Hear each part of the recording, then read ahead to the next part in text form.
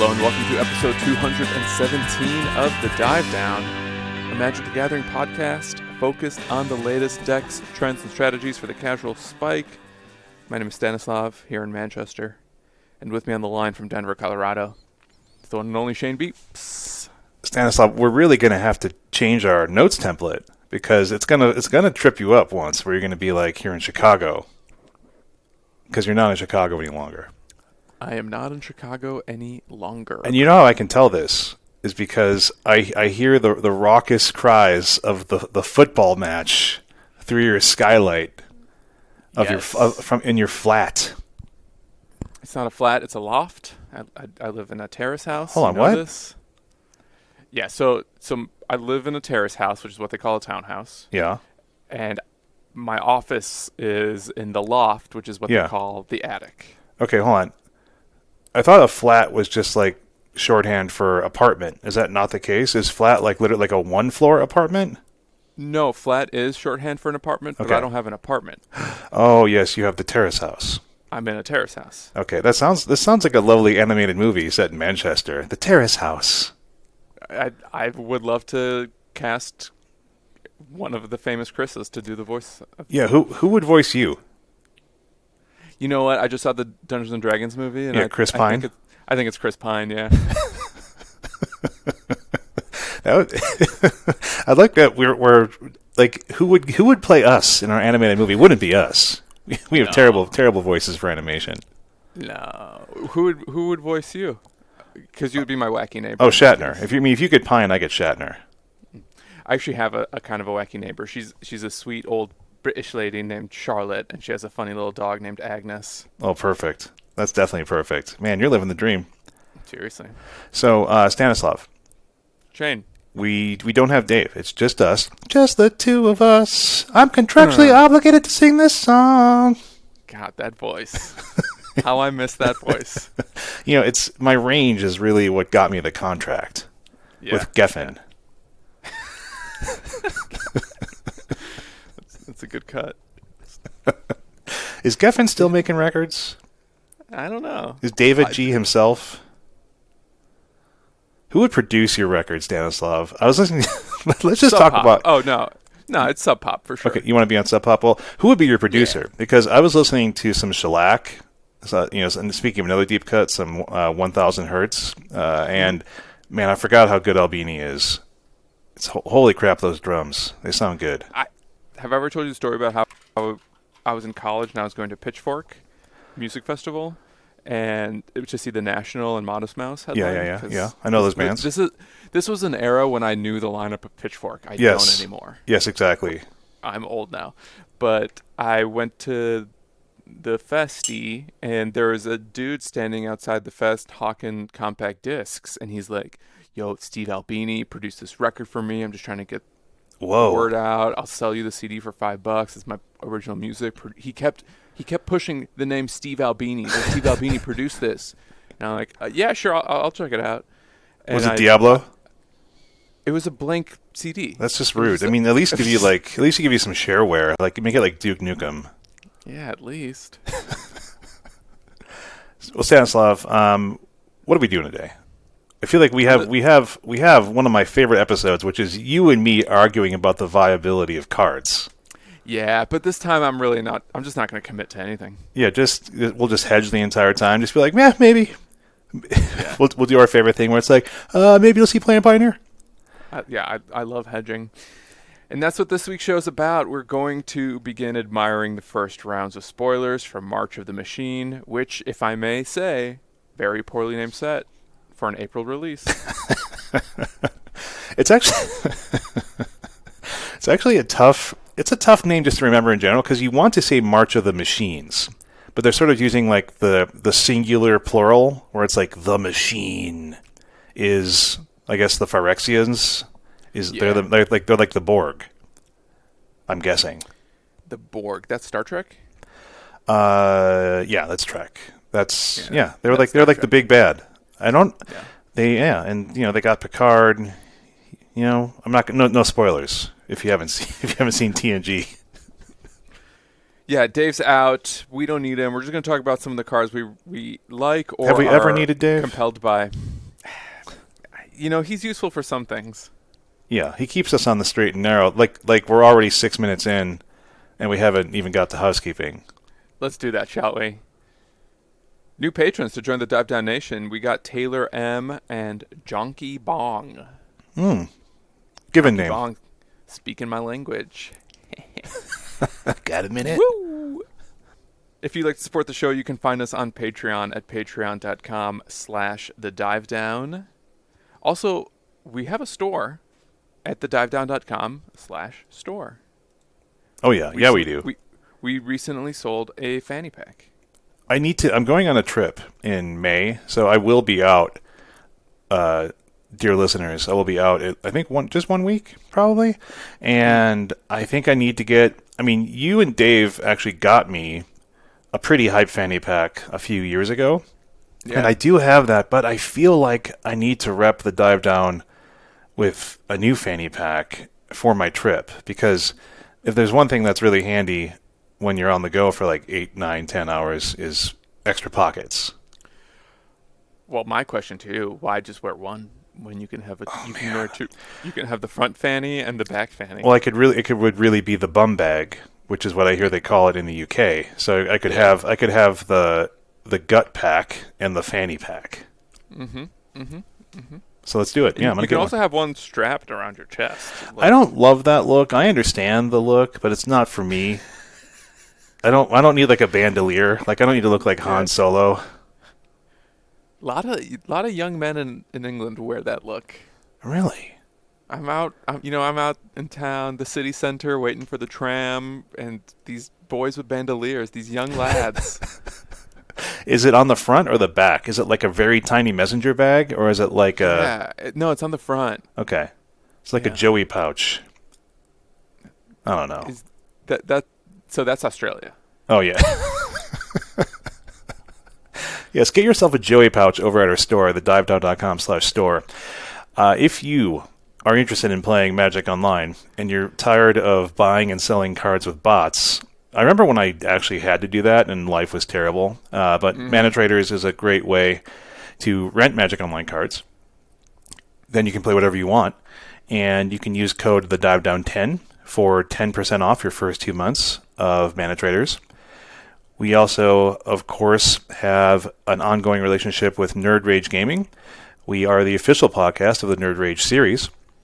And we talked about them last week. They have their series just starting up for 2023. If you need to get some paper cards for any kind of event you're attending, you just get 8% off for being a Dive Down listener using code DIVE8. Can I just say one more thing about Mana Traders? One more Mana Traders plug? I mean, you can say anything you want about Mana Traders because it's great. If you think you're good at Magic and you're not playing Magic Online, I don't think you can claim to be good at Magic. It's so much harder.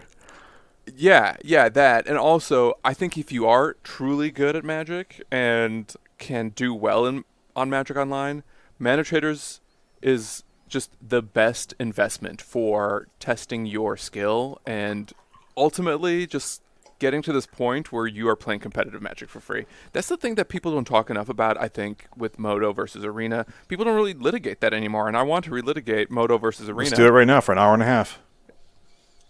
On Magic Online, you can just play competitive Magic for free when you are good and just keep riding that train, that gravy train, the curry gravy train.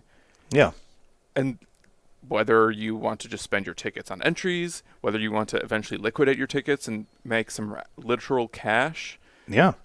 I think the best Magic players are often jumping between decks based on what's happening in the meta of different formats that they play, and Mana Traders just makes that so easy. So if you want to be good at Magic, if you want to win your RCQ and you want to make a run at the Pro Tour, you have to be doing it on Moto and not in the tournament practice room. You have to be going through leagues.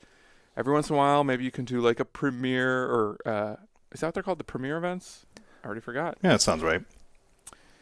Yeah, it's just I can't speak highly enough. And I've been playing Arena lately, and it's fine and fun and cool. Yeah. But whenever I go back to Moto, which I try to do a league every week or two, like I just feel like, oh yeah, this is the big leagues. Yeah.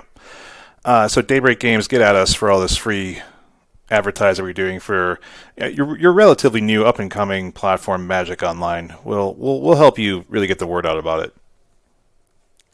Darn tootin'.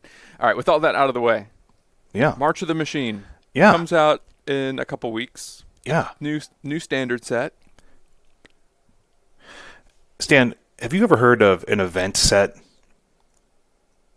No. Have you heard this term used? Apparently, it's a term I didn't know existed. That's what March of the Machine is. It's an event set because it's like capturing an event in the storyline. I thought they all were part of the Magic storyline, but War of the Spark, the Brothers' War, War of the Wars, March of the Machine. Yeah. These are all these event sets, and so this, of course, has like a lot of stories that people were talking about in the spoiler channel. They were talking about the storyline. I was like, I'm not reading all that, but good for you. Or sorry that happened. Yeah, sorry that happened. But this is the conclusion of like the 4-part Phyrexian story arc. I'll name all 4 parts now and summarize their story. It began with Dominaria United. The entire multiverse is rallying together for some climactic battle. Stuff on planes is getting completed, all the usual stuff. More importantly for us, this means more cards to talk about and potentially see play and Modern and Pioneer and such. And my word, Stan, I just got to say there's a lot of words on these cards. This has to be the most words in a set ever. Like, every card is front, back, side, literal sideways text. Yeah, it almost seems like every year that record is broken of the wordiest set. This has to be it. But I guess a quick side question, because we're 13 minutes in and we've talked so much about this. Nothing matters. What is time? How engaged are you with like storyline stuff like this? Like, do you get into it? So not enough to read the actual text. Yeah. But Why read the story? Tell me about it. But I am engaged enough to want to follow along with the plot points. So I am that person in the Discord who's like, can someone please just give me the cliff notes? Because there's something about it that compels me, I guess. Not enough to read it, but just enough to like be curious what happens to these characters. And you know what I think part of it is? These characters are beloved. Like, we play with them in the game pieces. Yeah. We see these worlds in the game pieces, and maybe part of that is also just like wanting to know what the future of the game pieces might look like based on what's happening to these characters and worlds. And this is a set, like, if you like characters, then there's a lot of them from all over the planes here. The tagline for March of the Machine should really be characters welcome. Monk shows up. The guys from Scrubs, I don't know, was that on? Psych? Yeah, Psych. Thank you. That's what I was looking the for. one, yeah. Yes, there's the Psych guys. Oh, they're so clever. Can I also throw in another pedantic, maybe it's probably a pedantic correction? Please. But didn't the story start with Kaldheim? Because that's when Vorinclex reemerged? I mean, I was just taking notes from other trusted sources. They say it began with Dominaria United, but what do I know? Yeah, I feel like that's when the war began, but we started to see the inclinations of machinations because of on Kaldheim, because there was Vorinclex, and then Tybalt was doing something with like a portal. This is me shrugging. That's when we met Tyvar, and he ended up being like, I think, a pretty notable character in the climax of the story. Sure. Punching his way to freedom. Just gotta keep punching. I know that's how I win. So Stanislav, I think the biggest thing we can talk about, and then we can get into kind of our potential picks to click. I think we have to talk. We're not going to get into all the mechanics here because I don't think a lot of them are that. I mean, I think they're somewhat interesting, but we'll talk about them if a card comes up that has that mechanic. But we got to talk about battles. Yeah, let's talk about battles. The band. Yes, but you know what's weird? I was just listening to battles like on Friday for the first time in forever. They're fun. They're really fun. They have a very novel. I mean, I don't know how novel it is any longer, but like, man, back when mid 2000s, that was a novel sound. So we have a new card type, everyone, and it's it's a different one. It's not like a dungeon. It's an actual card type. And This is a transforming double-faced card. Weird. But the front faces are the first cards also to have landscape art, which I guess is kind of cool. Like if you want to turn your card sideways and have them on the battlefield, go for it. So let's just get into the nuts and bolts. Battles are cast like a non-instant spell. So, main phase, if the stack is empty, they ETB with a number of defense counters equal to the number in the lower right corner, which is called their defense. And this is basically like a loyalty counter, some kind of like health counter, how much damage has to be done to it in order to defeat the battle. And right now, all battles in this set have the subtype of, maybe is that the type? I don't know. Siege. And other battles might exist in the future. Apparently, they've already gone on record saying they're deciduous, which means like they can appear in sets as the designers consider it to be needed without having like some kind of set flavor or, like it's kind of like what Kicker is or something like that. I don't know if Kicker is deciduous, but... I see. It can just exist on a plane. It doesn't necessarily have to be a theme of the plane. They can just they can sprinkle it in where needed. It's not like evergreen where it's always going to be there, but it's kind of like use as needed. Use like salt and pepper. Yeah. So be prepared for some more battles in the future. Sieges have particular rules on how they work. When they enter, you choose an opponent to protect it. So if you're in a multiplayer game, you choose a single opponent to protect it. If it's a one-on-one, it's just your opponent. You and others can attack that siege. When the siege is defeated, it is exiled and then cast transformed. And so you want to be doing damage to the siege on the other side of the battlefield. They're susceptible to more than just combat damage, like some spells and abilities can say that they can cause damage to be dealt to battles. If a spell or ability says any target, it currently targets a battle. And so when you remove the last defense counter from the siege, it's defeated. The triggered ability then triggers. As it resolves, the battle's controller exiles it and then casts the back face from exile without paying its mana cost, so it has no mana cost. And the back faces are a variety of things. Most of them are permanents, like Marchesa, Resolute Monarch, which we'll talk about just as an example in a second. There's some sorceries in the mix, apparently. A Planeswalker? Yeah. And yes, this does mean that Teferi 3 stops the flip side from resolving. Let's get into a quick example. Invasion of Fiora is it's a rare 4 black battle siege. When it ETBs, you choose one or both. You destroy all legendary creatures. You destroy all non-legendary creatures. So it's a 6 mana Wrath. And then the backside is Marchesa, Resolute Monarch. She's a 3/6 legendary human noble with menace and death touch. And whenever Marchesa attacks, remove all counters from up to one target permanent. And at the beginning of your upkeep, if you have not been dealt combat damage since your last turn, you draw a card and lose 1 life. So, pretty cool creature there. Of course, you do have to finish off the front side of the battle here, but I think, rather than getting into the weeds on this one, which I think is fairly mid, there's some implications of this kind of card type existing, right? Mm-hmm. Yeah, so something you mentioned that I hadn't heard was that this is how sieges work, and not necessarily all battles. Yeah, this is a siege, yeah. So I'm curious what the design space for battles is then, if it's not a permanent that you have to attack to get the other side, but I guess time will tell. I can imagine it could be like when this battle leaves the battlefield, something happens. It's effectively what's happening here, though. But they don't have to have like a backside. Like it could just be like a leaves the battlefield trigger. Maybe they could have like statics, like where it's like a static enchantment. I think some of these might have that. I don't know. I think all of these sort of have ETBs and then flips.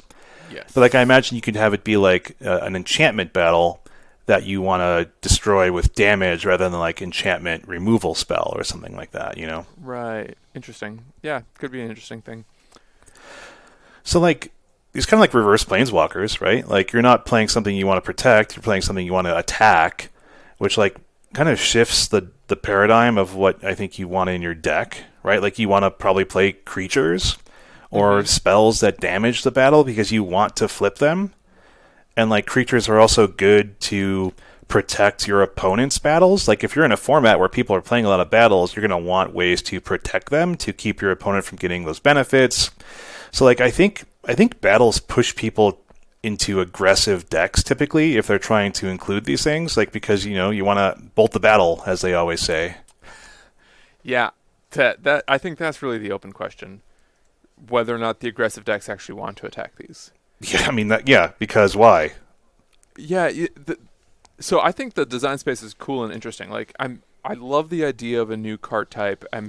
I want to see this explored, and I want them to be good, right? I'm not nervous about them being like too good at this point, but No. perhaps one of them will be. Right now, though, just conceptually, it's a little hard for me to imagine a scenario where attacking the battle is more important than actually just being proactive against your opponent. Exactly. Since the backside has to be game ending. Yeah, it has to be for it to be worth the time you're spending flipping it, unless you can flip it in one go. Yeah. You know what I mean? If you're not chipping away over several turns, but maybe just doing it one shot, and then you have a powerful new permanent that accelerates your end game, maybe doesn't facilitate it immediately. Yeah, it sort of has to be worth it. Because ultimately these games are all about math, right? It's just about combat damage, like how much damage you're doing in one turn versus over potential many turns. Like if you're swinging 4 damage into your battle, or 5 or 6 for some of them, right? Like that's costing you, to play the front half is costing you mana. It's costing you time to attack it. And we know that it's precious. Those are precious resources in our formats. But like you said, if the flip side somehow is worth more damage over the same number of turns, or the way you construct your deck is allowing you to buy those turns, then yeah, that makes sense. But there's a lot of ifs there, right? Because right. Even flipping it is not always guaranteed based on the board state or what your opponent is doing, or all that kind of stuff, right? Yeah. So. Yeah, I think I think the front side, the ETB, has to be good enough for these to even sniff play, right? Because because you can't guarantee the flip, that the ETB has to be worth what you're paying for it. And I think there's a few of those we have picked out in today's episode to talk about. And then sometimes maybe the backside is like gravy, or it's going to be so easy to flip. If your deck's doing it all when it wants to, then you'll want to consider including it. But yeah, we'll see. Yeah. Stanislav. Hit me. We picked some cards independently of one another. We had a little bit of overlap. Thankfully, not too much. This does not surprise me, based on the way we typically sort of evaluate cards or think about cards, I think. So why don't we just you want to just go back and forth between some of our picks? I don't think we have anything in any particular order. I just went Wooburg and picked out stuff that I thought was interesting. I went in reverse order of reveal. So the newer the card, the higher it is on my list. Oh, cool. So we're just going... You mean higher meaning lower? Right. I went in default Scryfall spoiler screen mode. Perfect. Love it. Hit me with one of the cards you want to talk about first. What are you most interested in? And what are you looking for in this set? I guess first, before we kind of get into the individual cards, when you're looking at this spoiler set, it was one, I'm thinking this is a lot of stuff to read. Yeah. Oh yeah. And then two, I'm just kind of like, what? The usual stuff, what's the efficient removal? What are the efficient creatures that have good abilities? What is synergistic with decks I already know about? The hardest thing for me is thinking about, does this open up new decks? Because I'm not that creative a person. But what's your mindset when you're looking at this stuff? So for this set specifically, my mindset is actually, I have a feeling this will probably be a set that, maybe it's not even a feeling, but I had the assumption that this is the set that they're going to try to push power level on. I've got a feeling that this is going to be a push set.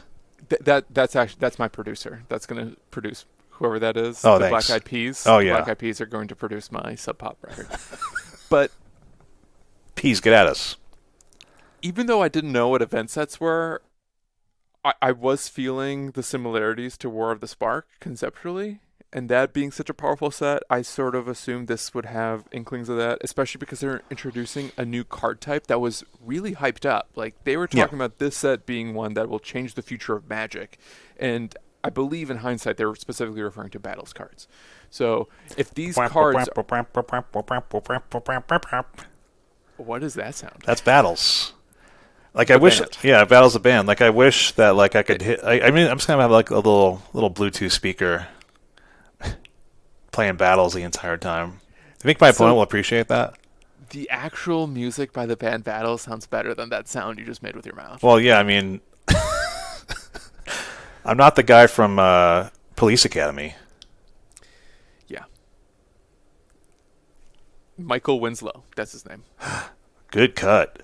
I think that's Michael Winslow. So yeah, to kind of get back to your question, what I'm looking for is like I'm just trying to pick up on what's going to be the actual real powerful stuff. If I can figure it out before other people, that would be nice for strategic reasons. But if not, just at least recognize like what may be so obviously powerful that could start to impact like week one play. Yeah. In any format. So 25, 26 minutes. Let's start talking about cards. yeah, I mean, I'm not going to try to pick and choose from my list. I'll just go with the first one I put down, Okay. which was more or less arbitrary. It was just the first one that looked good in Scryfall. And that was Ayara, Widow of the Realm. 1 BB for a legendary elf noble. It's a 4/4. It has two sides. The front side is actually a 3/3, I'm sorry. Yes. And it has an ability that's tap, sack another creature or artifact. Ayara, Widow of the Realm, deals X damage to target opponent or battle. You gain X life, where X is the sacrificed permanent's mana value. You can do this at instant speed. And then it has a 5 another red ability. Phyrexian. Yeah. So that's 6 to 7? No, that's 6. Yeah, 6. It's 5 to 6, right? You can either pay red mana or you can pay 2 life. Yeah. To transform, activate only as a sorcery. And it transforms into Ayara, Furnace Queen. Oh my god, so many words. And she's a legendary Phyrexian elf noble. At the beginning of combat on your turn, return up to one target artifact or creature from your graveyard to the battlefield. It gains haste. Exile it at the beginning of your next end step, and that side is the 4/4. Yeah. I just think this is probably a good card for sack decks. I would think it's an expensive oven, but it's an oven that also brings back cats if you don't have food out. And I like that it's maybe just giving you like some rule of 8 abilities in the gain and drain while also providing you with a sack outlet, an instant speed sack outlet. Yeah. That's why this stood out to me. It just seemed like a potentially useful tool for sack decks because it just like has so much text and it does both sides of the sack thing. Yeah, I thought about it in, I've been playing a little bit of Golgari Sack recently in Pioneer, and it's a little expensive, and it doesn't have haste. So like with Tyvar, it's potentially cool. Like there's some interesting play patterns, but they're even slower than the play patterns that already exist. And I'd really just want to be able to flip it, because if you flip this, but that won't happen till mid to late game. But when it's flipped, then you're pretty good, because then you are getting stuff back that's like your Lazotep Reavers and stuff like that, where you're making 2 more pieces of cardboard just for free out of the graveyard, or getting back like your you're just getting back sacrifice fodder, or you're like 2 creature makers or something like that. So that's cool, but that's kind of like potentially win more, like if you're at that state. Well, I think when she's flipped, you have to have another sack outlet out. Otherwise, you'll get got by the exile clause. So Yeah. if she's out with a Priest of Forgotten Gods or a Witch's Cauldron, I think that maybe can put you into a position where you say win more, but like I think you're just winning sooner, right? And it makes like a grindy deck maybe close out that much faster because you're churning through your engine like that much more frequently. And one more thing you said, that this is flipping mid to late game. I think you can build this deck in a way that it flips maybe sooner because of treasure tokens, right? With that zombie from Adventures of the Forgotten Realms, when it dies, it either gives something a 1, -1, or makes a treasure token. Hmm. You know what I'm talking about? Like something like that. Or if you can produce other treasure tokens elsewhere, or play mana dorks for that matter, maybe you Yep. can actually flip this like on turn 4 or 5, the turn after she comes down.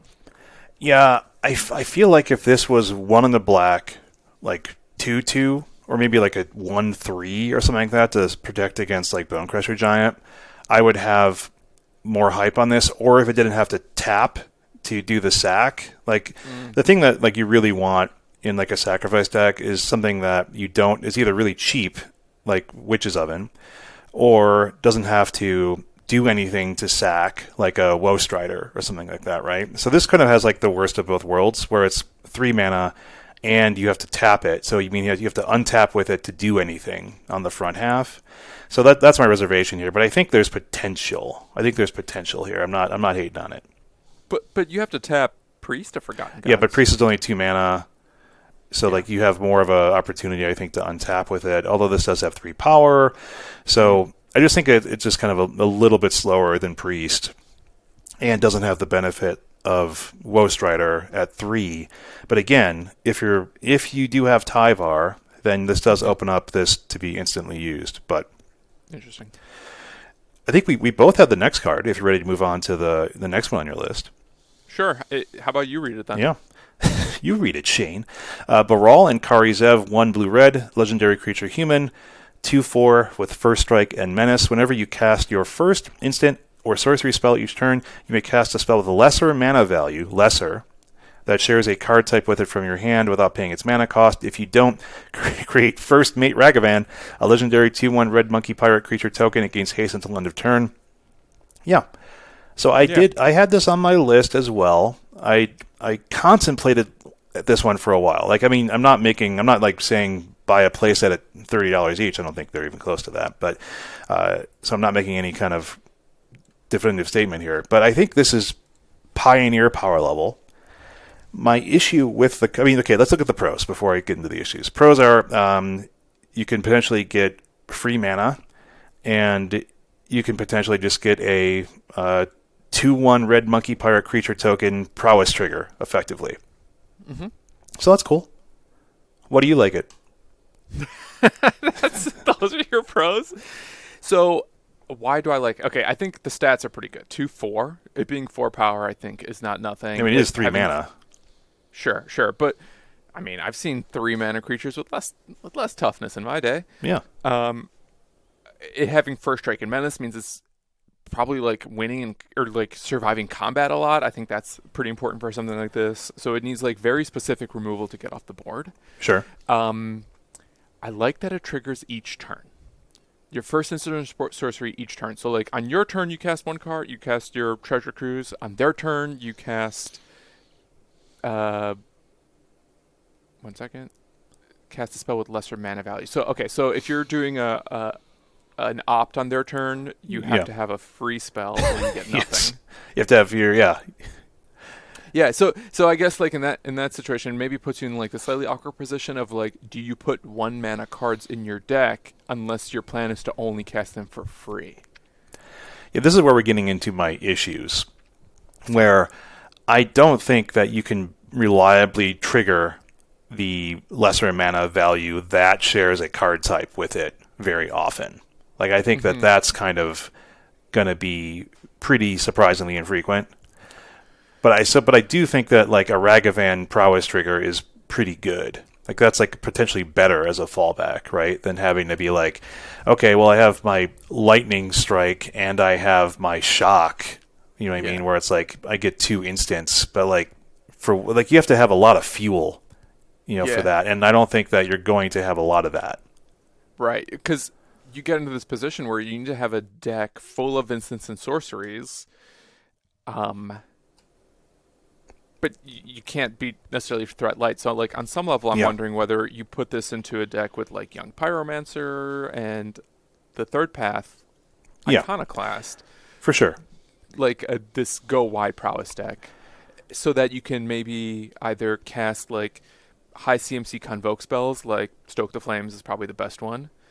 But I also wonder, whether the lesser mana value thing can cheat something like extra powerful. So if you're playing a treasure cruise for 1 mana, if you can still play something that costs like 5 or 6 for free to do something Yeah. pretty massive. Yeah, that's interesting. That's an interesting consideration, right? Like you can, you've got Dig Through Time, you've got Treasure Cruise, and then that opens up, like you said, the possibility where it's like, hey, this mana value is actually really high, but Yeah. I'm cheating it with Delve, so I get something that's like also very strong.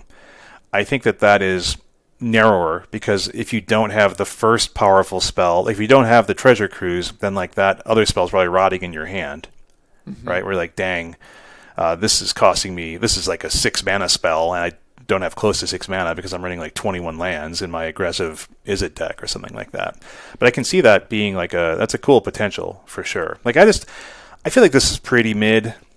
Just because like it's not doing enough. It's not gonna be reliable enough, and I don't know like how good a 2/1 monkey pirate creature token prowess trigger is, but it's a pretty cool card. Yeah, the other interaction that literally just occurred to me while we were talking that might be interesting is pairing this with cards like Galvanic Iteration, where you're spending 2 mana to copy the next spell you cast. So essentially, you're spending 2 mana to get 3 spell triggers, perhaps, and doing like some really, hopefully, efficient 1 mana thing for free. Yeah, like Temporal Trespass. Let's go for it. No, that won't work Well, because yeah, Galvanic is the first spell. you want to cast in Phoenix. You want to do Galvanic first. Look, Yeah, I so don't that think this is going in Phoenix. no, But I don't know. maybe, I'm maybe, just brainstorming here. yeah. Yeah, I mean, I think it's a cool card. I think the point you're trying to make about how like the set has so much text. It gives us a lot to chew on, And if right? When you there's one thing we want as a Magic the Gathering podcast, is a lot of text to chew on.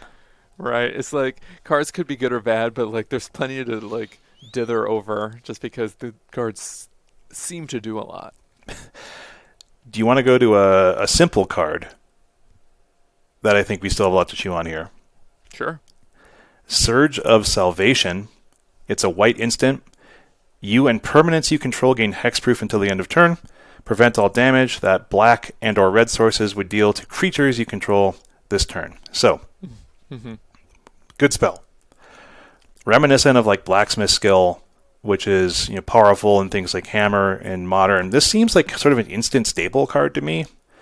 Interesting. I don't think, of course it doesn't grant indestructible against anything that's not black or red, but hexproof is likely good enough just for like the protection aspect there. It can, of course, be a huge blowout against like black or red based decks in the combat step. It doesn't help against like engineered explosives, doesn't help against Supreme Verdict. You can't fizzle creativity like you can with Blacksmith Skill. You can't get the potential damage boost, but this stops Force of Vigor. It stops Fury. And as, Rhinoman, we're not happy about that. Well, it also is good against grief. Like, I wonder Yeah. if this is like a really great hate piece against scam. I mean, I guess Specifically. if you turn one, just leave white mana open or something like that, and like you're Yeah. on the play. Yeah. Yeah, I mean that's an option. Yeah, I mean I think this is strong. It's a strong card. It's there's some extra benefit giving you hexproof as well. So like if you're a deck that doesn't want to like let's say your opponent's like okay they're not going to do anything strong until turn 3, so I'm going to hold my Thoughtseize, turn 2 or turn 3 or something like that. Or even if you're on the play and you don't have anything to do on turn 1, or you can hold mana open for like an opt or something like that, and then you counter their Thoughtseize. Other types of hand disruption, like you mentioned, like the turn 1 grief, then yeah, that's great. Like I think there's a lot of options here, and I think there's probably room for both Blacksmith Skill and this. This might have wider utility than Blacksmith Skill, and I mean it definitely does. I think for non-hammer decks. But I think even Hammer is going to want to run this just because of the benefit it gives you against things like Fury and Force of Vigor. Yeah. Yeah, this is interesting. I saw it and I didn't think about it much. Those are the types of, I mean, just like blacksmith skill. You know what I mean? Like, you don't Yeah. think about something like this that much, and then you're like, dang, this is annoying. One of the things I like about it is the name Salvation in here is reminiscent of like healing salve. Yeah, And even though the effect is different, yeah, yeah. it's, it has a hint, notes of healing Yeah. salve. Yeah, Barrister Man, notes of healing salve. Cool pick. I mean, yeah, I don't have a lot else to say about it besides I think that this will see play in a lot of like white sideboards just generally. So we're talking about modern though. Does it have the same usefulness in Pioneer? No, sure. Like, I mean, are this we is as really concerned efficient. about black and red permanence or damage and are we worried about burn spells in Pioneer to give you hexproof? Do we just want this against Thoughtseize decks maybe? I mean, I think it's just great. It's just great against removal, right? Like, if you're trading, especially in Pioneer when like a lot of removal costs 2, just being like, I'm protecting my stuff with a 1 mana spell. And then like especially against like black decks, like let's say if you're like mono white humans against Rakdos midrange or something like that, one of the most popular deck in the format, you're more than happy to put this in your deck. Yeah, yeah. I wonder if like Spirits is just going to play this over that card that makes your creatures phase out. Yeah, I think it's just a very, very good, very efficient spell, and I think that it's going to see multi-format play. Love it. Good pick. Pick to click. Here's a pick that I clicked on that may be divisive. We'll see. Bloodfeather Phoenix. 1 in a red for a Phoenix. It flies. Weird. It's a 2/2. It cannot block. Whenever an instant or sorcery spell you control deals damage to an opponent or battle, you may pay a single red mana. If you do, return Bloodfeather Phoenix from your graveyard to the battlefield. It gains haste until end of turn. Yeah. Note, it only has haste if it is coming back from the graveyard. Otherwise, it does not. Yeah. I just think it's neat. Yeah. I mean, it's not a modern card, I don't think. No. Even though modern has better like red burn spells, I feel like this is just easier to trigger than Phoenix Chick. And Phoenix Chick does see play in mono red aggro in Pio, but it didn't really have the legs or the wingspan to like push that deck into like significant power or prominence. Yes. Do you think this does? Well, I just think this is an improvement on that. So I don't know that this is going to be the thing that pushes mono red aggro to tier 1 in Pioneer, but I think I would probably rather play this, even though it's 2 mana. It doesn't have haste. I think it lets you maybe operate in the long game a little bit more effectively, so that a burn spell, like a late game like burn spell that maybe isn't enough to actually close out the game, at least also then puts you on board too, so that you can continue to beat down a little bit to try to get that like extra couple points of damage. Yeah. It basically it's like Play with Fire is now a 3 mana 3 damage spell that lets you keep doing 2 damage unless it trades for something.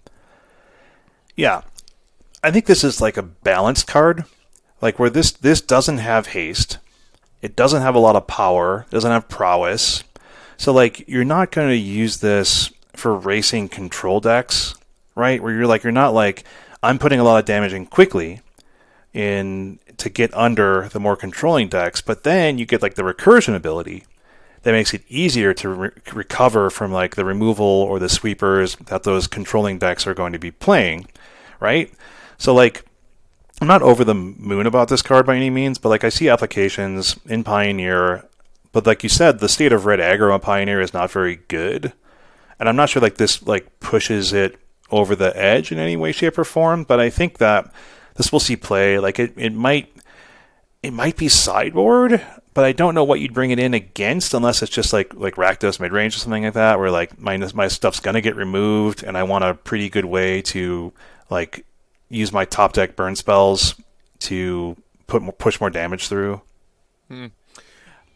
I wonder if a chunkier red midrange deck can also play this if you pair it with Fable as a good card to just throw in the graveyard with Chapter 2 on Fable. Something that it's better in the graveyard than out, that's for sure. Yeah. Well, I mean, than cast normally. There was an episode a month or two ago, I think it was just Dave and Devin, when they were talking about like the state of the Pioneer format prior to the Pro Tour.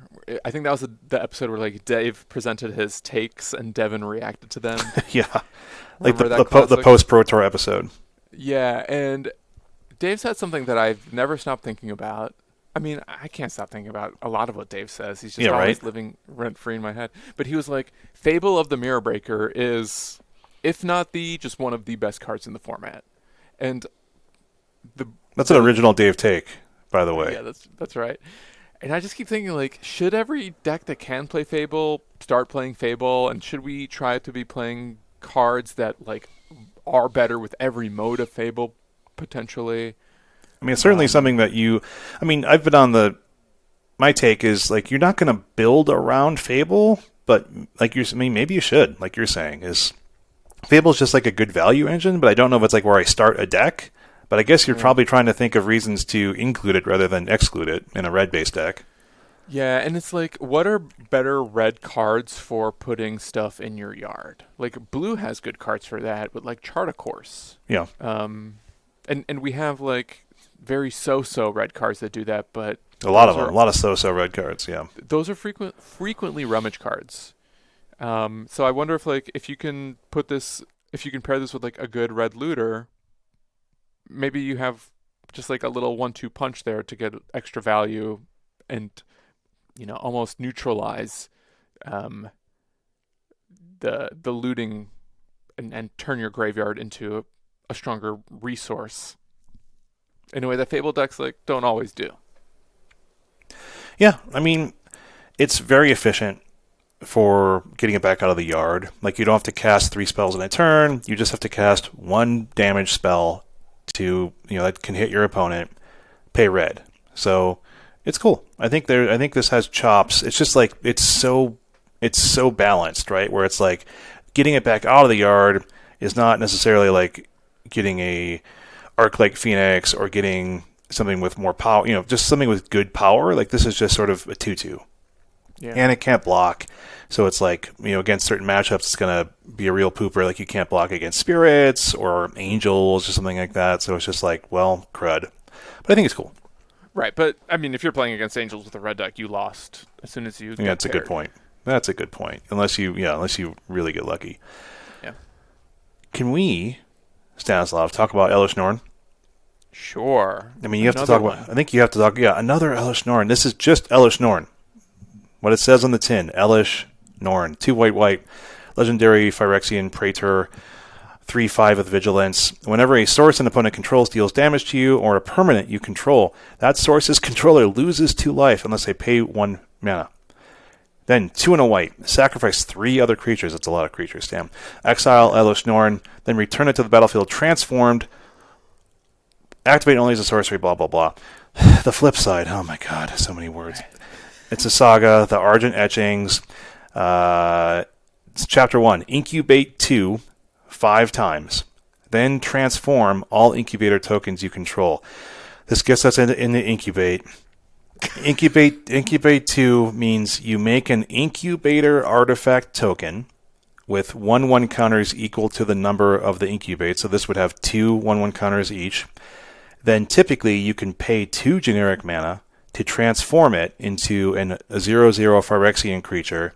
Of course, it has the counters on it. So, if it's Incubate 3, it's a 3/3 Phyrexian creature. You can do it like as a morph, I believe. There's no like activate only as a sorcery or anything like that. So you can flip it at any time. So Chapter 1 effectively is make 5 2/2s. Because you incubate and then you transform them all instantly. Chapter 2 is creatures you control get +1/+1 and gain double strike. Chapter 3 is destroy all other permanents except for artifacts, lands, and Phyrexians. Then you exile the Argent Etchings and return it to the battlefield face up as Elesh Norn again. So if you flip Elesh Norn, it's a lot. Like, it's a lot. Like, you're going to have a hard time losing from that position, I think. Potentially, I mean, I guess, of course, you could get board wiped or something like that, but anyway. Well, you can hedge against the board wipe decks by not turning all of your incubators into creatures. No, you have to. It's part of Chapter 1. Oh, I see. I see. My bad. Yeah. Thank you. So the real thing is, I mean, like it's a 3/5 vigilance for 4, which is pretty mid, but the static ability is very strong.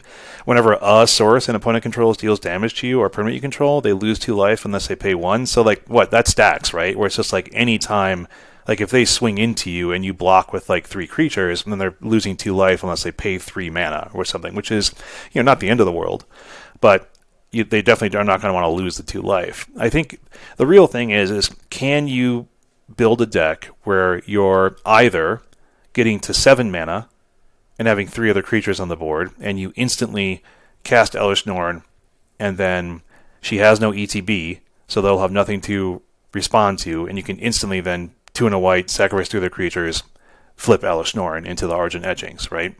Mm-hmm. So that's pretty good. And it just is a thing of, will you have the reliability of sacrificing 3 other creatures, having 3 other creatures on the board often enough to play Elesh Norn. I don't know if she's good enough on her own without the flip, right? And so I think it's good but not great, but then the Saga is very good. Yeah, this is a card I think that's clearly powerful, but hard for me to evaluate because I'm not sure where to put it in our constructed formats. And I felt the same way about the previous Elesh Norn too. So like I'm not going to make any definitive statements that like this is not a good card. I think it probably just is a good card that needs a home. Yeah. I mean, it could be in like a token generation deck. I don't know what. There's not a lot of like white token generation decks. There's like a lot of like there's white go wide decks, right? But if you have 3 other creatures to sacrifice, aren't you already kind of doing pretty well? I guess like if you're in a board stall situation, like getting Elesh Norn down, sacrificing like your Thraben Inspectors and stuff, to make 5 2/2s, and then getting the 1/1 and double strike stuff is pretty, and then destroying all of the permanents, like that's strong. So it might be like a board stall sideboard card, where it's like, we're going to get into a situation where my creatures are staying on the board, and their creatures are staying on the board because I'm a white-based deck with pretty average removal options, and then this breaks parity. Because it's really good at breaking parity, eventually. I believe you. Okay. That's all I got. I mean, this is not a card that I'm going to be building decks around because I think it's going to cost like $50 anyway, but it's a cool card. Are you playing any white decks these days? No, because I don't. The cards that I don't have for mono white humans in Pioneer are somewhat expensive, and I think the deck is clearly losing some edge in the format. And so yeah, I'm not buying into it, but I'm always looking for a mono white aggressive deck to be good. Hey mate, you want to know how much this card is pre-selling for? It's a mythic, right? Because it's Elesh Norn. Yeah, so I will. We know of 2 versions of this card, right? We know like the full art black and white one, and then the regular one. If you can get close to either of them, I'll give you a point. I'll give you a comedy point. $55. The regular one is pre-selling for $51.61 USD. The pretty one, $69. Nice. It's a lot. It's expensive. It's not cheap. What do you got for me, Stan? You got a card for me? You got a piece of cardboard we can talk about? Yeah. How about... Here's one that people are debating.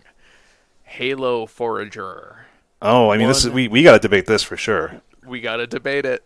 1 blue black for a fairy rogue flying 3/1. When it enters the battlefield, you may pay X. When you do, you may cast target instant or sorcery with mana value X from a graveyard without paying its mana cost. If that spell would be put into a graveyard, exile it instead. Yeah, this seems like I know some spells that have low mana value X. Yeah, that you would want to cast. Yeah. So, Shane, just say the line, Shane. Rhinos. Yay! Yay! Rhinoceros! So people are asking, do you put this in rhinos to get extra rhinos for free out of the yard? Out of a yard. Out of a yard. So for the rhinos mirrors, it breaks those too. The obvious comparison there is Arcane Proxy, and Yeah. I think in some ways this might be better than Arcane Proxy. Yeah, I mean, this is a 3-1 flyer, which is And it has definitely a better. color. Definitely better than, like, what is it? It's a 2-1 for Arcane Proxy or 2-2 or something like that? Yeah. But more importantly, this has a color identity that Proxy does not. Well, So I mean, you could oh, pitch yeah. this to Oh, you're right, force because, negation or Arcane Proxy subtlety. itself does not pitch to Force of Negation. Correct. Okay, but this does. And, so this is cool. This is also a black card. So Yeah. the other Cascade deck that runs Living End and Oh, I've heard of Grief and that. black cards, Yeah. like maybe this sees play there too. This still has the fundamental issue of, do we need it? Right? Like, do we need it? It's Arcane Proxy, I don't think really caught on. It doesn't really see play. This has to be played in the 4 and 5 color deck. I mean, almost certainly has to be played in the 4 and 5 color deck of Rhinos, because you can cast Arcane Proxy with blue in the Teamer build. Right. So, I think it might actually be better in Living End than Rhinos. But I think, like, Rhinos, I just want to save some Rhinos some more, man. I've been thinking about Rhinos a lot recently. I can tell. Rhinoceros. You like saying that word in a funny way. I think about that kid from that video I sent you. It's like the play, like whatever, like that guy who interviews kids on like playgrounds. That's really like adorable. As that one kid who just says rhinoceros for every answer. Right. And it makes me laugh, and I think about it all the time. Hey, Shane, love to laugh. I like that. I love Turtles, kid. I love rhinos. Yeah, so the other interesting bit here, we keep talking about playing it in these decks. You could theoretically play it against those decks, right? Because this is targeting any graveyard. That's a little loose, but it's fun. Like, you do get a 3-1 flyer that you could cast your opponent's rhinos and break some parity very efficiently. Right, or you can Wrath the Living End board. Right. Yeah. Against the deck that can't they can't force of negation this. I suppose they can force a negation their own Living End. What deck is playing this though? Like, I guess like 4 and 5 color rhinos against the mirror, or like against a Cascade deck.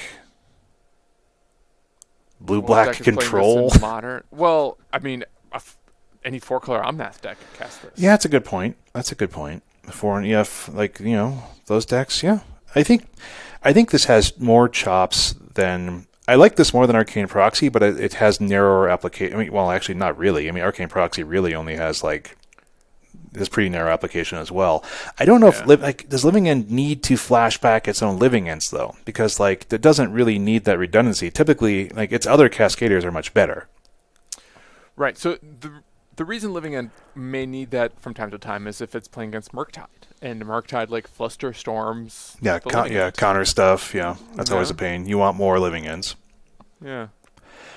Yeah, I wouldn't be surprised to see this. People are going to experiment with this. This will be in 5.0 lists. This will potentially be, in some challenge lists or something like that. But if it sticks, I think is really it'll prove its value or not, kind of like Arcane Proxy did, I think. Yeah. Yeah, I guess the problems with Arcane Proxy were the body was bad and the card itself wasn't good outside of creating redundancy. Yeah, a 3-1 flyer is not bad. And I think this does a little bit more than just redundancy. It being pitchable, I think, is noteworthy. It targeting both graveyards is noteworthy. So we'll see if all that extra text is enough. Yeah, it definitely is cool. Stan, I have for you another small flyer. It's Faerie Mastermind. Oh yeah. 1 in the blue. Fairy Rogue, Flash, Flying, 2/1. Whenever an opponent draws their second card each turn, you draw a card. And then 3 in the blue, each player draws a card. So this is Yuta Takahashi's World Championship card. I think this has potential to see play.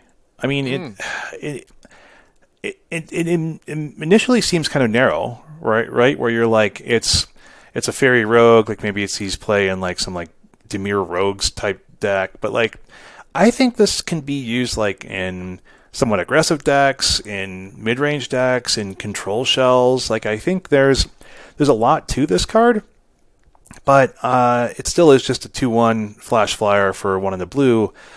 But like you can cast this in response to like your opponent's anything that's drawing a second card in a turn, right? Like I think there's a lot of value here. So Yuta is known as the king of the fairies. Yes, the Fairy King. That's what I always call him. Presumably, he helped design this card. Yeah. One would hope that he at least had like input. Yes, I think so. And for that reason, I'm always like, he's probably going to help design a card that's going to see constructed play in his favorite deck. I wonder if that line, whenever an opponent draws their second card each turn, you draw a card. Yeah. How often is that relevant in constructed? Like, I think a lot. Like anytime you do like an opt or anything like that, where you're cantripping or sure, okay. That kind of stuff. Yeah, but I think we can count on one hand how many decks do that in Modern. I think we can count on how many decks do that in Pioneer. Like we effectively do not play Legacy, but like I wonder if this is just like for Delver, like a Delver hate piece in Brainstorm or against Brainstorm. But yeah, it's definitely not a deck. It's not a card I know how to build around, but I think that it's very flexible, and I can see it being used in a lot of different types of decks, and so I think it just is going to see play because I think it's very good at what it's doing. Yeah, maybe it can go into Dimir rogues because although you are paying mana to let your opponent draw cards too, in theory your card quality is better because you're drawing like interaction that neutralizes whatever gas that they may be picking up. So like maybe that's part of the thinking there. Maybe it's just going to be good in Pioneer against like the Treasure Cruise decks too. Well, I mean, it effectively breaks parity in self. Like so, like on their turn, you activate the 3 in a blue. Each player draws a card. So they draw an additional card, and you draw 2 cards. Yeah. So I mean, you're just sort of gaining card advantage in that way. If your 2/1 stays on the board, that you have 3 in the blue mana to activate, but that does happen. Yeah, it's just like, is that how you want to gain card advantage? Wouldn't you rather they have no cards and you have cards? I really prefer that. Like maybe this is just like you pair this with Narset and you pay for 4 sure. mana to do that on their end step instead of like wheeling them. I don't know. Like I said, I mean, this isn't like this to me. It doesn't read absurd. It reads like, hey, cool. People who like this type of deck will have a cool option. Yeah, to me it just screams Shane. It's like, man, if there's nothing I like better, it's slowly gaining card advantage over my opponent with a 2/1 blue flyer. Flash blue flyer. That reads me. Yeah.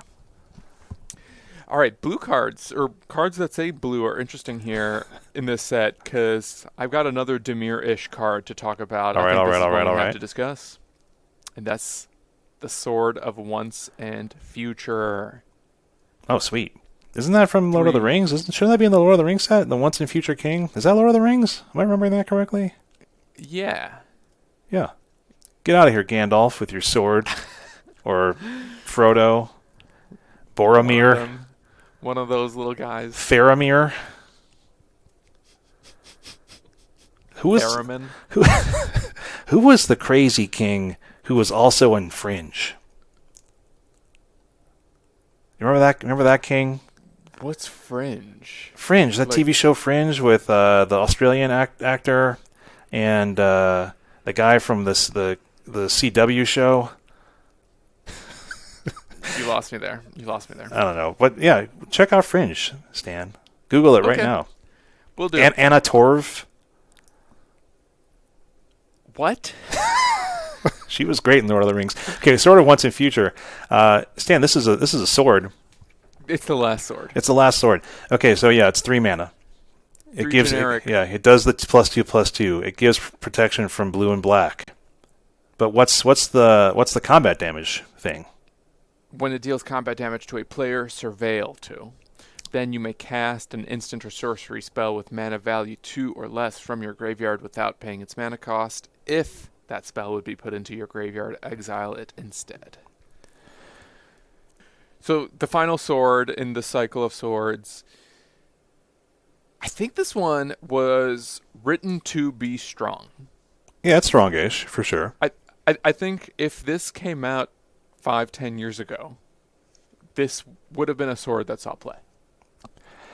I just don't think we live in an era of swords anymore. We don't live in a sword era, and we don't live in a Snapcaster Snord. Snapcaster. That's what I like. Yeah, so I love Snords. But yeah, this is. I think this is a powerful sword more than I anticipated for Dimir. But still, it's just slow. It's weaker than sort of Fire and Ice. It's not like people are playing Snapcaster anymore. So yeah, I think it's marginal. Yeah, I mean, pro blue and black, I actually think is not bad too. Black for removal, blue for actually just like getting damage through big blockers. Like, imagine opponent has a Ledger Shredder or an Awoken Horror or. I don't want to. I don't want to see those spells on the other side of the table. It's a bad imagination. Right, or getting past a Shieldred for that matter. Like, I actually think like the protection here is really relevant. It's just that spending 3 mana to play a permanent, that then you need an additional 2 mana to see usefulness. Glacier. That also requires like a creature on the board to carry this equipment. I just don't think we're playing that type of Magic these days, unfortunately. Yeah, I mean, and we typically would play like swords like these, like as a tutor target, and like your what's her name? The core white creature, what's her thing? Sword lady.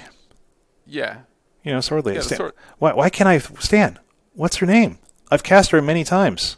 Yeah, me too. One time I said she was one of my favorite cards ever. Her name is Stoneforge Mystic. Yeah, Stoneforge Mystic. Yeah, thank you. Stoneforge Mystic. Sorry for forgetting your name. What's her actually? She's Nahiri, right? No, not Nahiri. No. She's she's just a core artificer. No. Okay, maybe. No, I'm thinking of. There's a Planeswalker version of her, isn't there? She can be your commander. I don't know. Anyway, yeah, I mean, I don't think people are going to play this that much. I'm glad the cycle is complete. It's a pretty good one, but it's definitely like tier 2, and it's not like the tier 1 ones are blowing people's minds anymore. Yeah. I mean, what if we got like some type of fixed Stoneforge for Pioneer and let like some of the swords he played there? Wouldn't that sound nice? Don't we want swords to be good? They're so fun. Yeah. Like they do cool things. I think we lose something when the power creep pushes cards like this out of the format. Especially like this is a cycle we wanted to see finished for like 15 years. Well, that's probably. I mean, you mentioned it. This is part of the problem, right? Is like this sword is like a little bit too late, a little bit late to the party. It's like everyone's winding down. The queso's gone. The Tostitos are running low. Yeah. And it's like, hey, everybody, I brought some beer, and everyone's like, dude, we're done. Yeah, we're drinking sherry now. My friend, we're in the digestif part of the evening. Seriously. Speaking of digestifs, Stan, Wrenn and Realmbreaker. 1 green for a 4 loyalty walker. Wrenn. Lands has a static. Lands you control have tap, add 1 mana of any color. So, fixes mana in any color you would so desire. The +1, up to 1 target land you control becomes a 3/3 elemental creature with vigilance, hexproof, and haste until your next turn. It's still a land. -2, mill 3 cards. You may put a permanent card from among the milled cards into your hand. From the milled card, so not from your graveyard. It has to be one of the 3 cards you mill. Goes into your hand. -7, you get an emblem. You may play lands and cast permanent spells from your graveyard. So people are pretty gaga over this. It's a 3 mana walker with 4 loyalty. It fixes mana. It turns your lands into creatures that have vigilance So you can attack with them, you can use them for mana. There's some strong play patterns here. You get stuff, you can recur things from your milled cards into your hand, so there's some card advantage built in there. I think it's cool. I mean, what is it doing? I don't know, right? Like, what does it fit into? Is it just a strong fixer for multicolored decks? Is it kind of like a baby Nissa who shakes the world type thing? I think this may be one of the more powerful 3-mana walkers to enter Pioneer. Yeah. Yes, we have Liliana there, but Ob Nixilis ultimately wasn't long for the format. I just wonder, this being something good to play on turn 2 if you have one of the mana elves could be a different alternative, a different take on a green deck. Yeah. I mean, she's good for devotion too. It's just good. Is good for the devotion. It's sort of generically good, but what is that? I mean, for me, it's kind of like, is this doing anything that decks have room for besides just sort of maybe just a green mid-range deck that's not necessarily green devotion? I don't know. I wonder. I wonder if you can play this in that combo deck that you like. You can play anything you want. The one that uses Lotus Field. The Lotus Field combo deck? Yeah. I don't know. I don't think this is on game plan. Lotus Field just wants to get a couple Lotus Fields in play and then make a bunch of mana and tutor for the ultimatums and stuff like that to go off with, right? How is this getting you there? Because the -2 to mill 3 cards makes it a little easier to find Lotus Fields. Good point. I mean, I don't know. I think that you want your digger spells, the digging spells to get you to also untap your lands and stuff like that. Where you want the additional value. It's an interesting maybe juke spell where it's buying you time because you're making blockers. I don't really know. Right. But that's the other piece is Lotus Field. I don't think has a strong plan B that this could provide. Where if they are disrupting your land somehow, maybe they got an Alpine Moon down, maybe they've got a Damping Sphere down, something that makes you more or less incapable of comboing off, and you are ultimately a lands deck. This actually makes your lands beaters for a cheaper mana cost than Nissa does.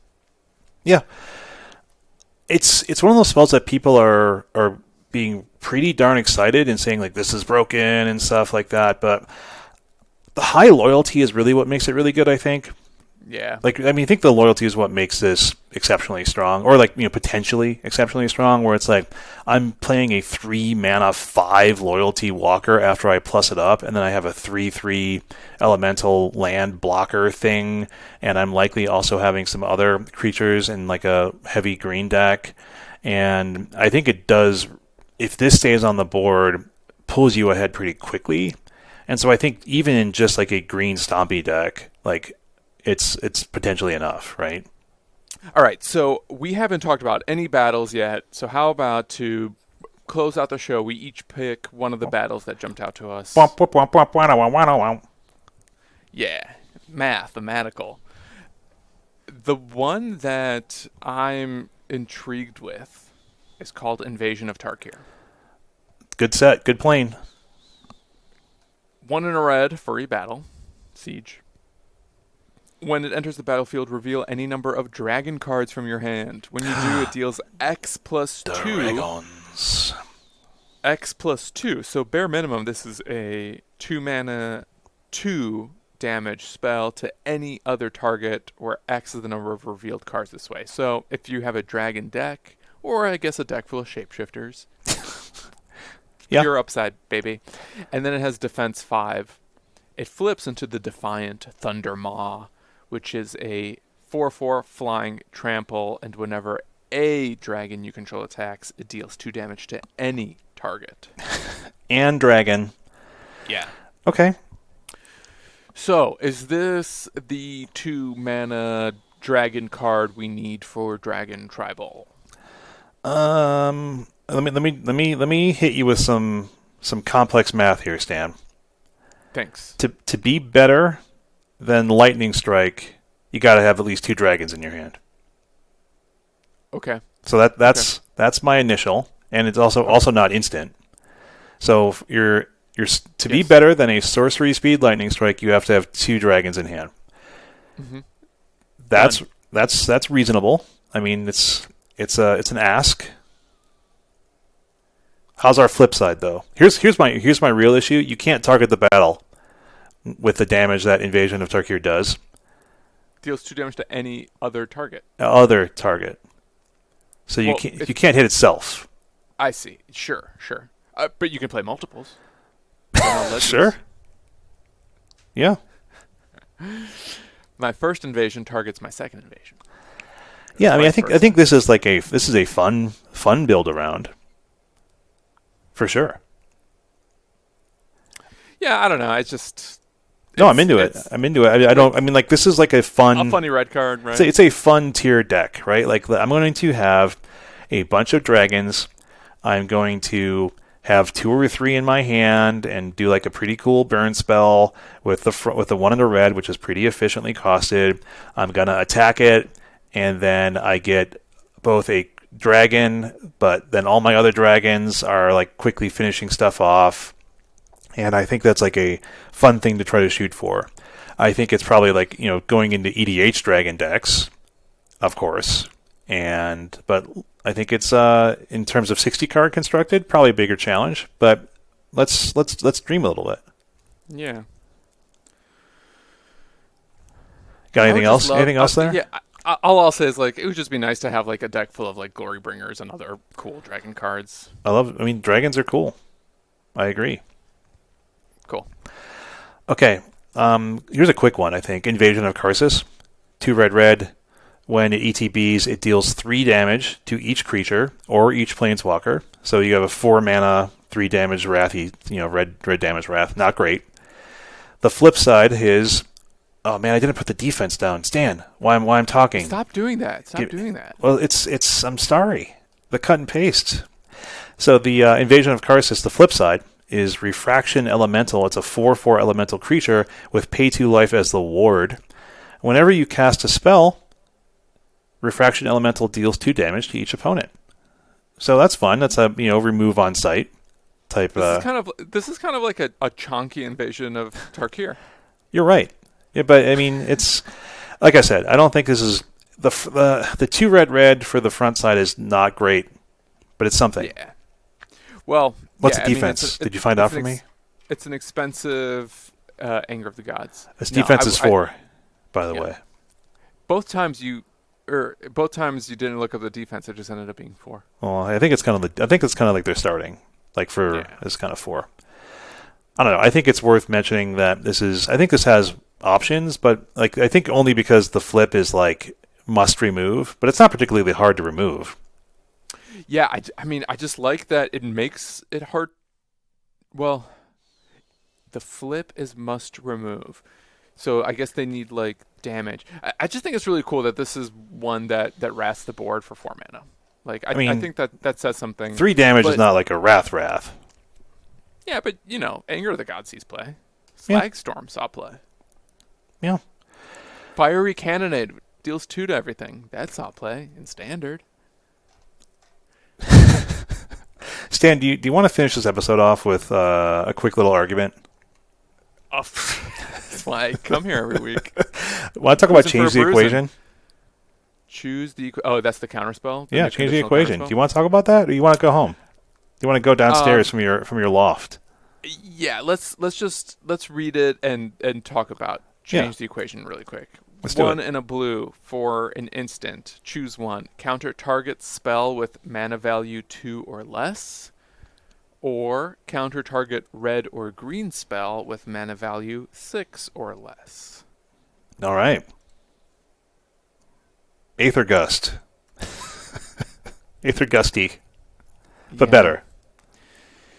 Yeah, it's like Aether Gust meets Disdainful Stroke meets like Mana Spell Leak or Snare, something. Yeah, Spell Snare. Yeah, but not as efficient. It's a lot of conditions. A lot of conditions. So why would you play this? Like So meaning I like so guess what's the ostensible utility here? yeah, I mean, like, I guess you play this over Aether Gust or Disdainful Stroke is like the thing. Is like you play this against like bigger green and red decks that also has like a little bit of utility elsewhere if like Yeah. you need some interaction, like you're desperate for any interaction at all. Like the fact that you are at best even on mana for that first mode counter spell with mana value 2 or less, like I think that's rough. Oh, Like, that's bad. Yeah, that's unplayable. God, I wish it was counter target spell with mana value 3 or less, because then at least like it You would can be get good ahead. against Rakdos. But maybe it is good against Rakdos, the red side of Rakdos, because it will tag Fables. Bone Crusher Giants. Yeah, both sides of the Bone Crusher. Yeah, I don't know. I I don't think know. here. I think I don't know. I think We you just know this isn't this is not going in modern. Like No. this is no chance even this is though it better does than hit Amulet Titan, Counterspell. doesn't matter. I mean, excuse me. Even though it hits Titan, it's like who cares? Right. Right. We just have better interaction for Titan. Like, Yeah, I mean, you have Counterspell. but- You have Yeah. you have Subtlety. yeah. Those are the only ones you need to list. Yeah, that's it. You have Unholy Heat. That's probably the best one, actually. Yeah, I mean, are you high on this? Are you like, yeah, I think this has really broad utility, or you just wanted to bring it up as like, hey, this is a spell people are talking about? You brought it up. I wrote it down. Yeah, you wrote it down. I wrote it down, but you brought it up. Okay, good point. So, am I high on this? I just don't think counterspells are good in Pioneer unless they are build-arounds. Like, so I've been playing a lot of Oh, like the Spirits, Spirit ones, yeah. Yeah, like I think those are basically the best counters outside of blue-white control because they're like counter spell. Like more Yeah. often than not, they just read like counter spell. Yeah, And blue-white my friend, and I've been playing some best of one just to like get some quests done, and I literally played against Spirits builds four times in a row, and they just always have the card drawing enchantments, and they always have the counter spells. Yeah. What do you think of that deck, by the way? Oh, I think it's quite strong. I Pretty hate good, right? I hate playing against it. It's just super annoying. Yeah. Yeah. I love making people feel that way. Yeah, I mean that's the whole point. So I think like maybe we'll see it in some sideboards. Like it's a cop out for another situational counterspell. Maybe it's better than like I think the ceiling on this card really is that it replaces either Disdainful Stroke or Aether Gust. Do we need a replacement for those cards? I don't know. But Yeah.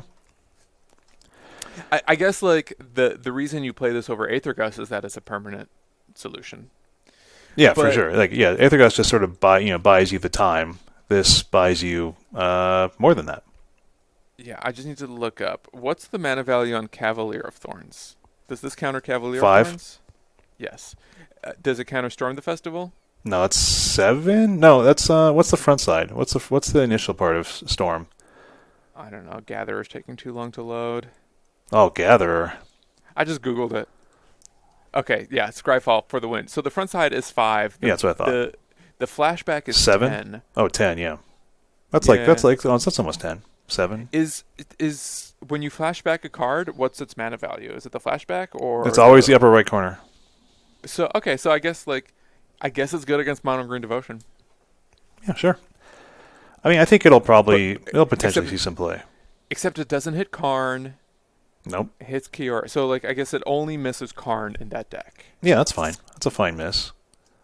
And yeah. And then in theory you may have other spells to counter or deal with Karn stuff.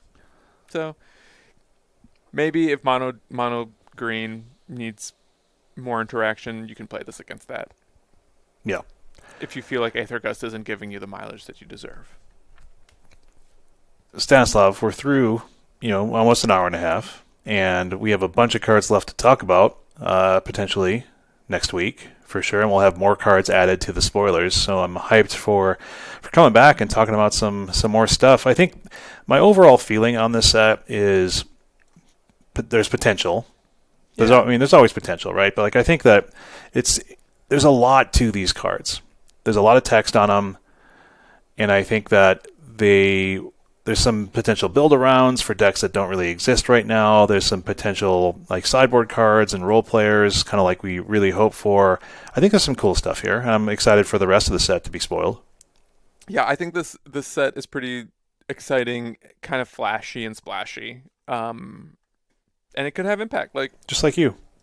thanks, mate.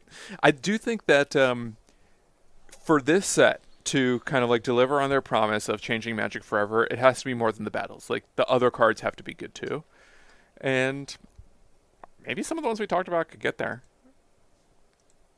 Here's hoping. Whether the battles do remains an open question, but we'll probably find this time next month.